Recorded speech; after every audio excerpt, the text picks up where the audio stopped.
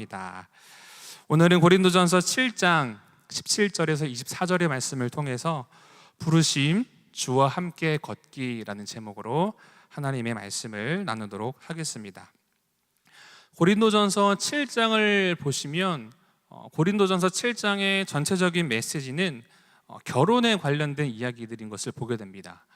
결혼과 그리고 가정에 대한 이야기들, 독신, 과부, 믿는 남편, 믿지 않는 아내, 이런 이야기들을 통해서 결혼에 관련된 이야기들이, 그리고 그에 대한 답변들이 주된 고린도전서 7장에 나타나 있는 내용인 것을 우리가 보게 되는데요. 재미있는 것은, 그런데 오늘 본문 17절에서 24절까지의 말씀을 보면 이러한 결혼에 관련된 이야기를 쭉 하다가 그 중간에 마치 조금 맞지 않는 약간 어색한 이야기가 중간에 들어있는 것 같다라는 느낌을 받게 됩니다.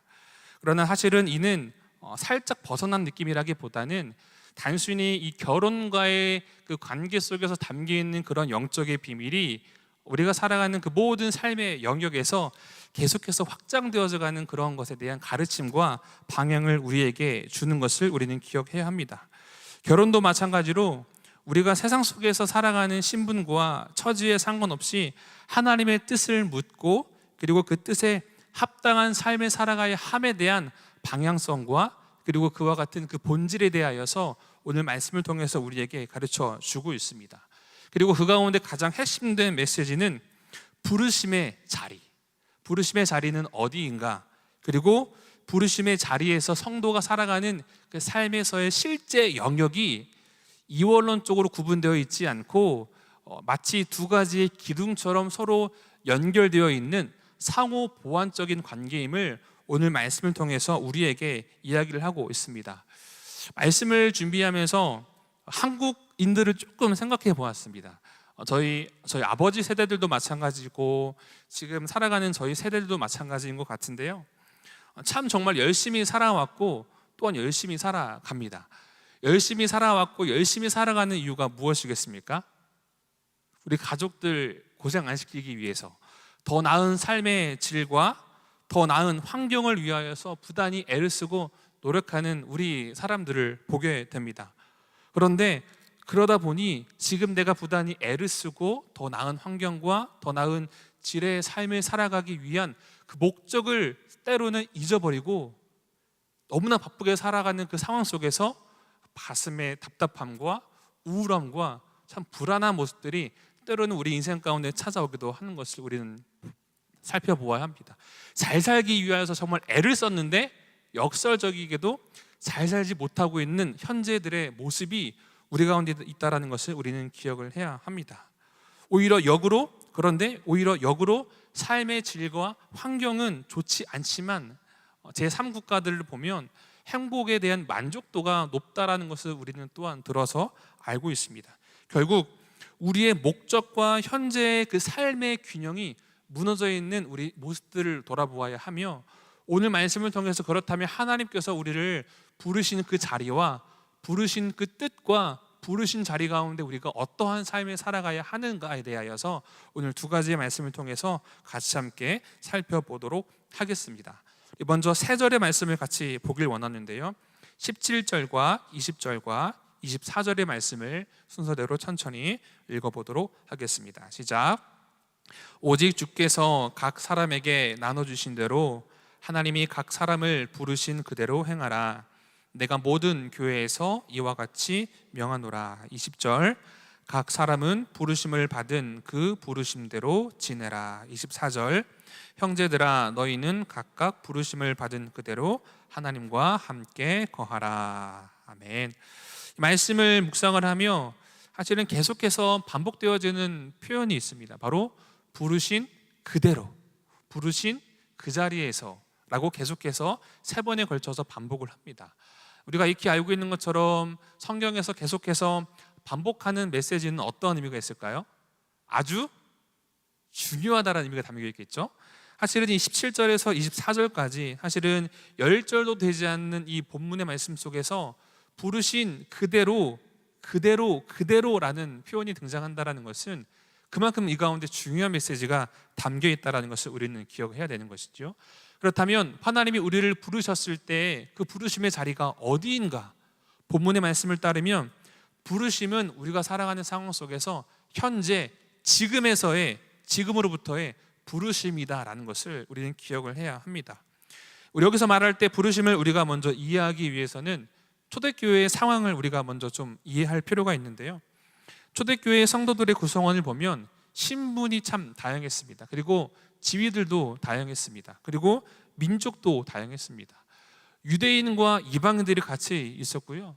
그리고 종과 주인이 같이 있었고요. 그리고 가난한 사람과 부자인 사람들이 같이 있었어요. 사실은 섞일 수 없는 것 같은 그 두 집단들이 같이 있었던 공동체가 초대교회들의 모습이죠. 그렇다 보니까 서로 다름으로 인하여서 다른 신분과 환경들로 인하여서 분쟁과 마찰이 당연히 있었을 것이지요. 그렇기 때문에 오늘 본문의 말씀을 보면 예를 들어서 등장하는 이 할례자와 무할례자 혹은 노예와 이 주인의 관계가 사실은 실제적인 그 이해를 뒷받침하는 근거라는 것을 우리는 알 수 있게 되죠. 이처럼 하나님께서는 이 바울을 통하여 성도들을 향하여서 무엇이라 말씀하십니까? 읽은 말씀처럼 각 사람의 부르심 그대로 행하라. 그리고 부르심 그대로 지내라. 그리고 부르심을 받은 그대로 함께 거하라 라고 말씀합니다. 이 세 가지의 이 구절들을 한 문장으로 조금 정리를 해보면 같이 자막을 통해서 같이 한번 따라 읽으면 좋을 것 같은데요. 시작. 누구든지 네가 있는 그 자리, 환경, 여건, 신분으로 해서 참된 그리스도인으로 살아라 라는 것입니다. 누구든지 너가 있는 그 자리에서, 너가 있는 그 환경에서, 너가 있는 그 상황과 여건 속에서, 너에게 있는 그 신분 속에서 그리스도인으로 살아라 라는 그런 이야기인 것이죠. 오늘 본문의 말씀을 우리가 접할 때 붙잡아야 하는 신앙인의 태도가 사실은 이와 같습니다. 부르심을 우리가 이해할 때 비단 어떠한 목회자들이나 혹은 선교사님들에게만 해당이 되어진다라고 우리가 이해를 하기 쉬운데요, 그렇지 않고 모든 그리스도를 믿는 하나님의 사람들에게 주어진 거룩한 정체성이 부르심입니다. 이를 중심으로 우리가 둘 때에 결국 하나님의 부르심이라는 것은 우리가 살아가는 그 현재의 삶의 모습을 무시하지 않고 철저하게 반영하고 있다는 것을 우리는 기억을 해야 되는 것이죠. 그런데 우리가 이와 같은 부르심을 우리가 생각을 할 때 이런 좀 오해들이 있는 것 같습니다.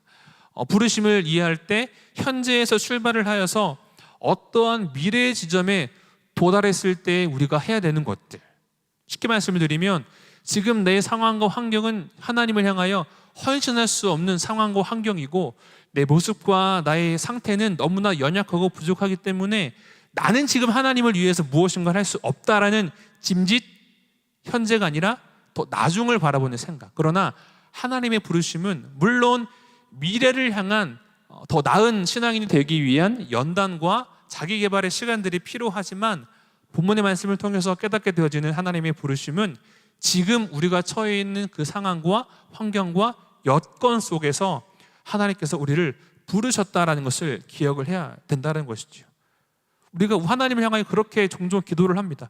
하나님께서 나를 지금 부르셨는데요, 지금보다는 조금 더 나의 형편이 나아지면, 지금보다는 나의 상황이 조금 더 나아지면, 지금보다는 조금 더 괜찮아지면 내가 하나님의 말씀을 순종하며 따르겠습니다. 아니요, 하나님께서 우리를 향하여 부르셨을 때에는 상황과 형편이 상황이 좋지 않아도 그 가운데 믿음의 걸음을 내딛는 하나님의 그 말씀에 대한 순종을 하나님께서 우리에게 원하신다라는 것을 기억을 해야 하는 것이죠. 그렇기 때문에 우리가 부르심에 관하여 결코 간과해서는 안 되는 부분이 바로 현재의 부르심인 것이죠. 그 표현을 본문에서는 부르신 그대로라고 이렇게 우리에게 가르쳐주고 있습니다. 그렇다면 우리는 이런 생각을 하죠. 아까 제가 서두에 말씀드렸던 것처럼 신분이 다양했다고 했습니다. 그 가운데 노예로 살아갔던 사람들도 있습니다. 그렇다면 하나님이 나를 부르셨을 때 내 상황이 노예인데 그렇다면 나는 평생 노예로 살아야 합니까? 라는 그런 의문이 들 수도 있겠지요. 그러나 그렇지 않습니다. 하나님께서는 성경을 통하여서 우리에게 말씀하여 주시기를 우리에게 어떠한 운명론적인 관점을 제시하지 않으십니다. 뒤에 나누실 것이지만 결국에는 예수 그리스도를 믿는 믿음으로 인하여서 부르심은 우리의 내면의 성장과 성품의 변화인 것을 말씀을 해주고 계시는 것이죠. 이것을 우리가 기억할 때 결국에는 현재 나의 부르심이 중요하다는 것입니다. 그런데 우리는 어떠합니까? 자꾸 현재를 통해서 미래를 통해서 현재를 자꾸만 바라보기 때문에 자꾸 비교하게 됩니다. 18절과 19절의 말씀을 보면 할례자 이야기가 등장을 하죠. 할례 받은 자를 향하여서 굳이 너희들 할례 받지 않은 사람이 되려고 하지 마라. 그리고 할례 받지 않은 사람들을 향하여서는 너희들 굳이 할례 받은 사람이 되려고 하지 마라 라고 이야기를 합니다. 왜 그럽니까? 할례를 받은 것이든 할례를 받지 않은 것이든 노예이든 주인이든 그게 본질이 아니기 때문에. 본질은 무엇입니까? 19절 말씀처럼 오직 하나님의 계명을 따르는 것. 하나님의 뜻이 나에게 무엇인지 들려올 때에 그 하나님의 뜻을 따르는 것이 본질이기 때문에 노예이든 혹은 가난하든 할례자든 무할례자든 그 상황 속에서 하나님의 말씀에 따라 순종하는 삶을 살아가야 한다라는 것이 오늘 본문을 통해서 우리에게 가르쳐주는 것입니다. 그렇기 때문에 지금 나에게 없는 것을 자꾸만 비교하면요, 우리는 아무것도 할 수가 없습니다. 그러나 하나님께서는 우리가 처한 상황과 우리가 처한 환경과 나의 성격과 나의 재능 또한 하나님께서 사용하시고 그곳 가운데 부르셨다라는 것을 우리는 기억해야 됩니다. 한 예를 들어보면 우리가 예수님의 그 12제자 중 베드로의 성격이 어떻다라고 우리는 많이 알고 있습니까? 양반은 아니죠. 다혈질의 사람, 예수께서 붙잡으시려고 하자 그 말고의 귀를 칼로 댕강 자른 행동파, 생각보다는 행동이 먼저 앞서는 사람, 다혈질은 사람으로 우리는 이해하지 않습니까? 그런데 하나님께서는요, 그 베드로의 그 성품 기질 그대로, 물론 훈련과 연단의 과정이 있었을 테지만 그 사람을 있는 모습 그대로 사용하십니다. 또한 예를 들어볼까요? 환경 또한 하나님께서는 나름대로 사용하십니다. 성경을 기록한 두 명의 인물을 예를 들어보면 마태복음은 누가 기록했죠? 마태. 저에게 이제 속으로 성경 공부를 들으신 분은 아실 텐데요. 마태복음은 그 마태가 유대인이기 때문에 유대인들을 향하여 복음을 전하기 위한 조금 더 특별한 목적이 그 가운데 있습니다. 이처럼 하나님께서는 마태를 유대인의 그 상황과 환경 속에서 부르셨고 유대인들을 향한 복음을 전하는 사도로 하나님께서 사용하시죠.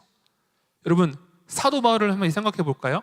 사도 바울은 유대인이지만 로마의 시민권자입니다. 그는 철저하게 그 헬라 문화 속에서 교육을 받았던 사람이죠. 헬라 문화권에 대해서 빠삭한 사람입니다. 그렇기 때문에 하나님께서는 사도 바울의 그 배움과 환경과 지식을 이방인들을 향한 복음을 전하는 사도로 바울을 세우시고 사용하십니다. 각각 사람의 환경과 기질과 그가 가지고 있는 재능 달란트를 하나님께서 사용하셔서 하나님의 일들을 이루어 가신다라는 것이죠. 중요한 것은 무엇입니까? 하나님의 부르심은 나의 현재 상황과 환경과 나의 모든 기질을 반영한다는 것이죠. 여러분, 우리는 능력 있는 사람이 단 한 사람도 없습니다. 잘하는 사람이 단 한 사람도 없습니다.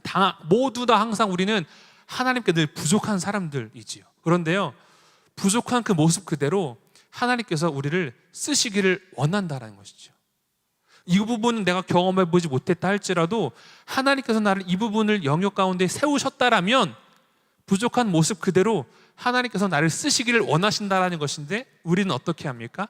하나님, 그거는 내가 경험해보지 못해서 저는 못할 것 같습니다 라는 게 우리들의 모습이다라는 것이죠. 그런데요, 부르심은, 우리를 향한 하나님의 그 부르심은 우리가 처한 상황과 환경과 기질, 우리의 모든 상황을 다 반영하여서 하나님의 일들을 이루어 가신다라는 것을 우리는 기억해야 되는 것이죠.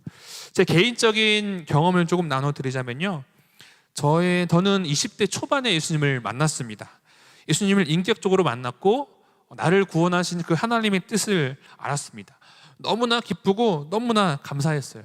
담임 목사님께서도 예전에 비슷한 경험을 나눠주신 적이 있으셨는데, 그냥 길을 가다가 그냥 새들이 지저귀는 소리도 하나님을 찬양하는 소리이고, 나무가 흩날리는 그 흔들거리는 그 바람이 흔들리는 소리도 하나님은 찬양하는 것이고, 심지어 하나님, 저 지금 죽어도 여한이 없습니다, 이렇게 고백할 정도로 너무나 감사와 기쁨의 시간들이었어요.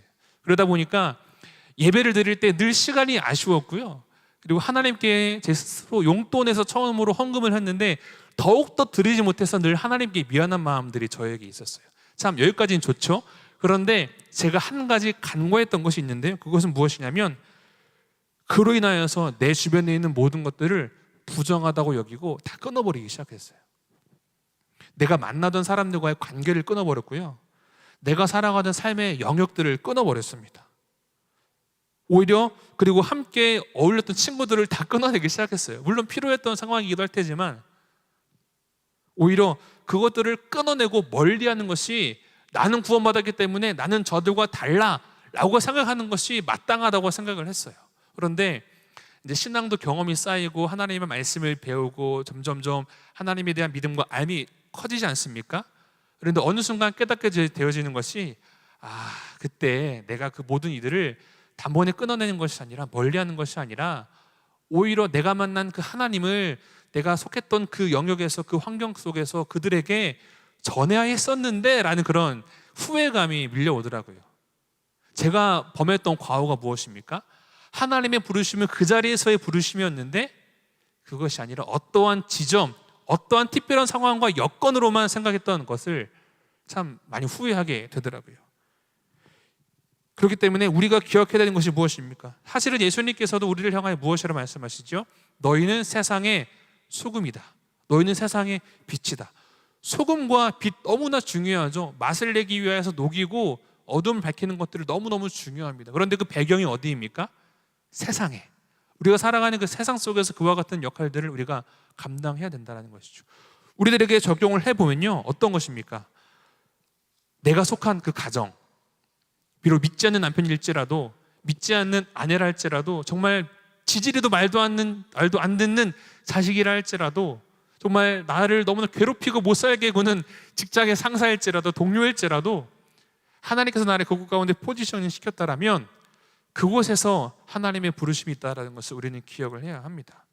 우리는 믿는 남편, 믿는 아내, 신앙 좋은 자녀, 좋은 직장, 좋은 교회, 좋은 환경을 원합니다. 그런데 우리가 지금 살아가고 있는 그곳이, 그 환경이 하나님이 나를 부르신 터인데 우리는 자꾸만 비교하죠. 이랬으면 더 좋았을 텐데, 이랬으면 더 좋았을 텐데. 만약에 더 좋은 환경에서의 부르심이 하나님의 부르심이었다면 하나님께서 그곳에서 부르셨겠죠. 그러나 하나님께서 우리를 지금 그곳에서 부르셨다면 그곳 가운데 우리를 통하여서 일하시고자 하는 하나님의 일하심이 있다라는 것입니다. 그 가운데 우리들에게 필요한 것은 무엇입니까? 네, 하나님, 제가 그 가운데 순종하겠습니다. 결국에는 그대로 행하라, 그대로 지내라, 그대로 살라, 모든 것은 하나님의 계명을 따르며 지키기 위한 것임을 우리가 기억하며 살아가는 것이죠. 사랑하는 금호중앙 성도 여러분, 우리가 이 말씀을 접하며 나아갈 때 하나님께서 깨닫게 하시는 우리의 부르심의 자리가 어디입니까? 어디에서 하나님께서 나를 그리스도인으로 부르셨습니까? 성령께서 혹 깨닫게 하시는 것이 있다면 그곳이, 그 자리가, 그 섬김의 위치가 하나님께서 나를 부르신 부르심의 자리인 것을 우리가 믿음으로 받고, 아멘, 하나님 내가 그 가운데 순종하겠습니다 라고 결단하며 나아갈 때 하나님의 영광과 살아계심이 우리의 삶을 통하여 경험되어지며 증거되어지는 모든 금호중학교 성도 여러분 되시기를 주님의 이름으로 축복합니다. 아멘. 두 번째, 우리 21절에서 24절까지의 말씀을 함께 읽어보도록 하겠습니다. 시작. 내가 종으로 있을 때 부르심을 받았느냐? 염려하지 말라. 그러나 내가 자유롭게 될 수 있거든 그것을 이용하라. 주 안에서 부르심을 받은 자의 종이라도 주께 속한 자유인이요, 또 그와 같이 자유인으로 있을 때에 부르심을 받은 자는 그리스도의 종이니라. 너희는 값으로 사신 것이니 사람들의 종이 되지 말라. 형제들아, 너희는 각각 부르심을 받은 그대로 하나님과 함께 거하라. 아멘. 부르심의 그 자리가 하나님께서 나를 부르셨다라는 것을 우리가 듣지 않았습니까? 그런데요, 여러분, 그 부르심의 자리가 너무너무 힘든 자리일 수도 있어요. 너무너무 하나님 다른 거는 다 괜찮은데 저 사람은 너무 어려워요. 하나님 다른 거는 다 괜찮은데 저기는 좀 아니었으면 좋겠어요 라는 마음이 우리 가운데 있을 수가 있는 것이죠. 그런데 그 가운데 부르심을 감당할 수 있는 그 키포인트를 하나님께서 말씀을 통해서 들려주셨는데 24절 말씀처럼 하나님과 함께 거하는 것이 그 부르심의 시간들을 우리가 나아갈 수 있는 비결인 것을 우리에게 말씀을 하십니다. 결국에는 부르심의 자리에서 그대로 행하라, 지내라라는 말은 그 가운데 살아라라는 말이죠. 근데 여러분, 만약에 아까 서두에 말씀드린 것처럼 노예인 사람에게 노예인 상태에서 부르심을 받았습니다. 그런데 평생 노예로 계속 살으라고 그러면 어떠할까요? 에이, 예수 안 믿어. 그럴 수도 있죠. 왜냐하면 너무 힘든 상황이 너무 힘든데, 이것을 우리가 떠올 때 하나님은 우리의 인생을 마치 운명론적인 것을 주관하지 않으시고 21절 말씀을 보면 바울을 통해서 이야기하시기를, 너가 만약에 종으로 있을 때 부르심을 받았다면 염려하지 마. 너가 자유롭게 될 수 있는 상황이 생기면 너는 그것을 적극적으로 이용하라 라는 가르침을 주고 계시는 것이죠. 종으로서의 신분에 있을 때 하나님께서 거기에서 부르셨기 때문에 거기에서 얽매이지 말고 오히려 더 나은 상황이 생기면 그 기회를 적극적으로 이용하라 라고 말씀하십니다. 여기서 우리가 볼 때 우리가 삶의 더 나은 삶의 질을, 더 나은 삶의 모습을 위해 부단히 애쓰고 노력해야 하는 명분이 여기에 있어요. 그런데요, 이것이 본질이 아니다라는 거예요. 아까 말씀드린 것처럼 행복한 삶을 살기 위해서 부단히 목적을 두고 살아가는데 그 목적을 때로는 잊어버리고 힘들고 어려운 상황 속에서 살아가면서 내가 지금 왜 이렇게 열심히 살아가려고 하지? 라는 그 중심을 놓칠 수도 있는 것처럼 우리를 부르신 하나님의 그 부르심의 본질을 우리가 놓쳐서는 안 된다라는 것이죠. 이것에만 너무나 집중한 나머지 본질을 놓치는 어리석은 모습이 우리에게 있어서는 안 된다라는 것입니다. 왜 그렇습니까? 신분이 본질이 아니기 때문에 그렇습니다. 환경이 나를 결정하는 본질이 아니기 때문에 그렇습니다. 그러면서 바울은 이야기하기를, 부르심을 받은 자 중에 너희 중에 만약에 종으로서 부르심을 받은 사람이 있다면 자유인의 말씀, 그리스도로 말미암는 그 자유롭게 되는 것을 말씀하시고요, 혹 너희 중에 자유인이었을 때에 부르심을 받은 사람이 있다면 너 뜻대로 마음대로 자유인으로 살라는 것이 아니라 너는 그럼에도 불구하고 그리스도에 속했다라는, 그리스도의 종으로서 속했다라는 것을, 이 본질을 잊지 말아라 라고 말씀하시는 것이죠. 결국 종의 신분이든 자유인의 신분이든 모두 다 그리스도께 속해 있다라는 그 본질을 잊어서는 안 된다라는 것을 우리에게 말씀하고 계신다는 거죠. 결국 본질은 그리스도께 속한 것이 본질이죠. 그렇기 때문에 이것에 대해 말씀하시기를, 너희가 부르신 그 자리에서 그대로 살아갈 수 있는 비결과 힘과 능력은 바로 너가 속한 예수 그리스도, 하나님이 너와 함께 하시기 때문에 그 가운데 어렵고 힘들어도 그 가운데 부르심의 길을 걸어갈 수 있다라는 것을 우리에게 가르쳐 주는 것이죠. 그런데 부르심 자리에서 하나님의 뜻을 따르는 게 쉽지 않을 수도 있습니다. 정말 보기 싫은 사람이 있을 수도 있습니다. 다른 것은 몰라도 정말 거기만큼은, 여기만큼 하나님 정말 아닌 것 같습니다 라는 생각이 들 수도 있어요. 그런데 하나님께서 그곳 가운데 우리를 부르셨다라면 하나님 그래도 제 힘으로 낼 수 없지만 하나님께서 나와 함께 하시기 때문에 나는 자신이 없지만 하나님을 믿고 내가 그 가운데 한 걸음 걸어가 보겠습니다 라는 순종의 태도, 그것이 하나님의 계명을 따르고 이루어드리는 것이기 때문에 이러한 믿음의 태도가 우리에게 필요하다는 것이죠.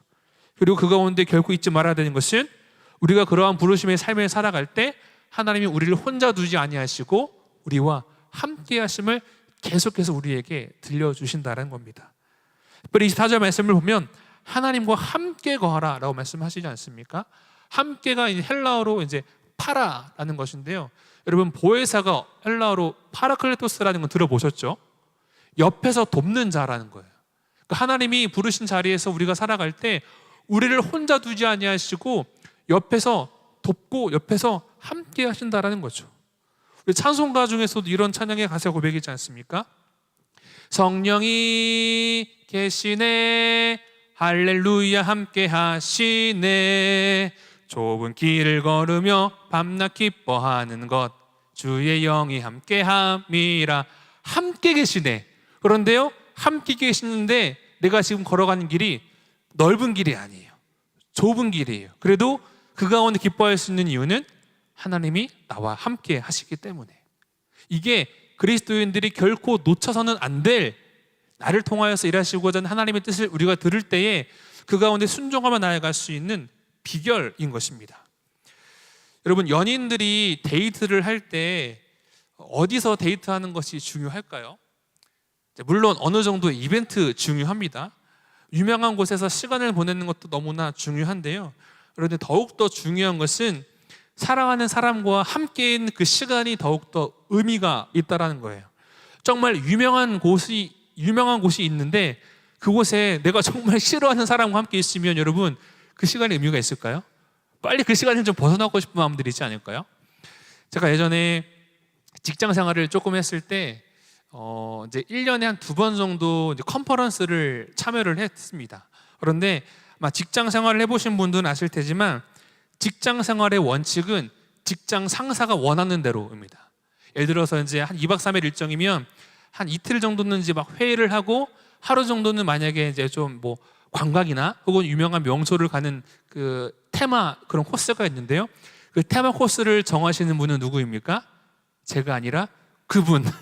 제 위에 이제 실장님도 있었고 이제 뭐 처장님도 있었는데 처장님이 이제 그 코스를 정하셨거든요. 근데 그 코스가 등산이었어요. 여러분 저가 등산을 좋아해 보입니까? 안 좋아해 보입니까? 왜 물어보시는군요. 사실은 저는 등산을 이렇게 좋아하지는 않아요. 근데 사실은 그 등산으로 정했던 코스가 전국에서 등산을 좋아하는 사람들이 꼭 찾는 유명한 명소거든요. 사람들은 막 찾아서 가는 그곳인데 등산을 싫어하는 분도 있었지만 그냥 내 의지와 상관없이 그곳에 있기 때문에 그 시간들이 참 힘들더라고요. 물론 이제 순종하는 마음으로 처장님의 뜻을 따라 끝까지 다 완수하긴 했는데 참 힘들었던 경험이 납니다. 그런데 제가 데이트를 할 때 아내하고 데이트를 했는데요. 등산 등반이라고는 조금 그렇고 저기 응봉동에 있는 응모산 정자를 좀 올랐던 기억이 나요. 물론 그때도 이제 뭐 높진 않지만 오르는 게 사실은 이렇게 좋지는 않았는데 그런데 그때는 이제 결혼하기 전이니까 여자친구였죠. 여자친구랑 함께 손을 잡았습니다. 손을 잡고 거기를 걷는 그 시간이 너무나 즐거운 거죠. 이 시간이 안 끝났으면 좋겠고 걸어가는 시간들이 너무너무 좋았던 기억이 납니다. 이 말씀을 드리는 이유는 결국에는 누군가와 함께 하는 것이 그 시간의 의미를 결정한다는 거예요. 우리가 살아가는 삶의 모습이 어렵고 경제적으로도 힘들 수도 있고 육신의 어려움들이 있을 수도 있고 만나는 사람들이 정말 나를 힘들게 하는 사람일 수도 있고 처해진 환경이 정말 나랑 안 맞을 수도 있는데요. 그래도 그 가운데 24절 말씀처럼 하나님과 함께인 것을 우리가 기억하며 나아갈 때 우리가 그와 같은 삶을 살아갈 수 있다는 것을 우리가 깨달아야 한다는 것이죠. 사랑하는 우리 금호중앙 성도 여러분, 우리의 섬김도 마찬가지입니다. 은사를 따른 봉사의 섬김도 매우 중요하죠. 그런 때로는 우리가 원하는 섬김이 아닐 수도 있어요. 내가 원하는 섬김이 아닌 위치에 내가 처해 있을 수도 있어요. 그러나 그럼에도 불구하고 우리가 그곳 가운데 있다는 것은 사람이 포지셔닝 시킨 것이 아니고 사람이 세운 것이 아니고 하나님께서 그곳에 있는 나를 통하여서 영광받기를 원하시는 하나님의 뜻이 있기 때문에 우리가 그곳 가운데 있다는 것을 기억해야 합니다. 오늘 이 말씀을 들음으로 나아갈 때 우리 성도 여러분, 하나님께서 지금 우리를 향하여 부르시는 그 자리가 어디입니까? 여러분의 상황은 어떠합니까? 여러분의 모습은 어떠합니까? 여러분의 상태는 어떠합니까? 어떠하든 상관없습니다. 그 가운데 주님께서 우리와 함께 하시기 때문에 그 가운데 부르심의 길을 걸어갈 수가 있습니다. 그와 같은 인생 되기를 주님의 이름으로 축복합니다. 또한 여러분의 삶이 더 나은 삶이 될 수 있는 기회를 하나님께서 주실 때에 또한 그것들을 적극적으로 붙잡으시고 그러나 본질을 왜곡치 마시고 모든 상황 가운데서 선하게 인도하시는 하나님을 경험하는 우리 모든 금호중학교 성도님 되시기를 주님의 이름으로 축복합니다. 아멘. 기도하겠습니다. 우리를 거룩한 주의 자녀로 부르신 하나님, 오늘 주신 말씀을 통하여 우리를 향한 하나님의 뜻을 알게 하심에 감사를 드립니다. 주신 말씀처럼 나를 부르신 자리가 나의 자리임을 늘 잊지 않게 하시고 믿음과 하나님에 대한 열심이 더욱 커지게 하시고 우리의 헌신된 삶을 통하여 하나님의 영광을 귀히 드러내는 우리 모두가 될 수 있도록 인도하여 주시옵소서. 나는 감당할 수가 없습니다. 나는 그 일들을 온전히 할 수가 없습니다. 그러나 내게 능력 주시는 자 안에서 모든 것을 할 수 있느니라 라는 주의 말씀처럼 하나님이 나와 함께 하심을 기억할 때에, 하나님이 나에게 능력을 주실 때에 나의 부족한 모습이지만 그 모습들을 통하여 하나님께서 영광 받으실 것을 믿음으로 바라보며 나아가오니 하나님 나의 헌신과 수고를 통하여 주님 역사하여 주시옵소서. 살아계신 예수님의 이름으로 감사드리며 기도하옵나이다. 아멘.